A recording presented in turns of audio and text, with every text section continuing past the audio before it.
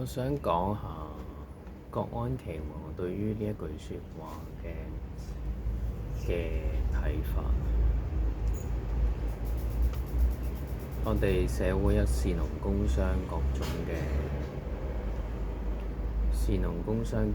嘅位置，我好明顯就係屬於讀書人。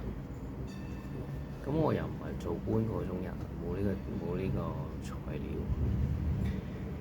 但係我好明顯就係一個讀書人，所以我一開始就唔應該去做技工，根本上我就唔係技工嘅材料。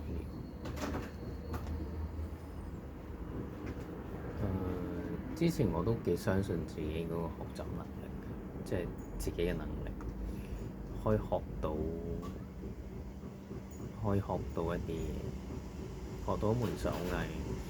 咁我就覺得麵包好容易，麵包好即係好接近自己生活，咁我一定可以學得好。咁冇錯係可以學得好嘅，冇錯係可以。但係你個命裏邊，你個人係適合讀書嘅話，始終你會排斥咗呢一樣嘢，因為喺你嗰個觀念裏邊，飲食之人，人必賤之。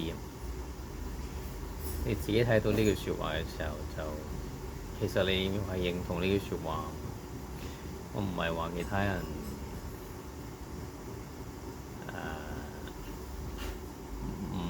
唔值得尊敬嘅，而係命裏邊你係嗰種人。咁如果你去行咗第二條路，走咗去做工，本身係士，走咗去做工，都冇嗰個，唔係你內心想做嘅嘢。我只可以講呢句説話。但係呢句説話又好緊要。我睇翻魏海霞先生佢所講嗰個各安其位嗰樣嘢，各安其位嗰種諗法。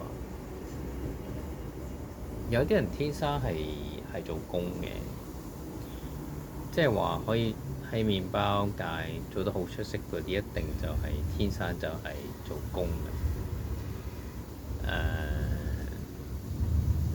你就係個腦不斷轉嗰種人，所以你唔係嗰種類型，你係讀書嗰種類型，所以你一定要做翻讀書嗰類嘅，讀書嗰種方向先至得。我一定係行讀書嗰個方向㗎，所以我而家做呢一個傳達者啊，我都唔覺得自己有資格去教人，因為呢啲要真係實踐到嗰種程度啊，即係大師嘅教誨，實踐大師所講嘅嘢其實係好難嘅事嚟㗎嘛。我而家呢個程度都只不過係齋戒咯，持殺戒，其他嘅嘢都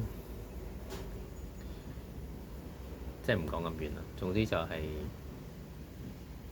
我適合做傳達者，我適合做傳達者，唔適合做工。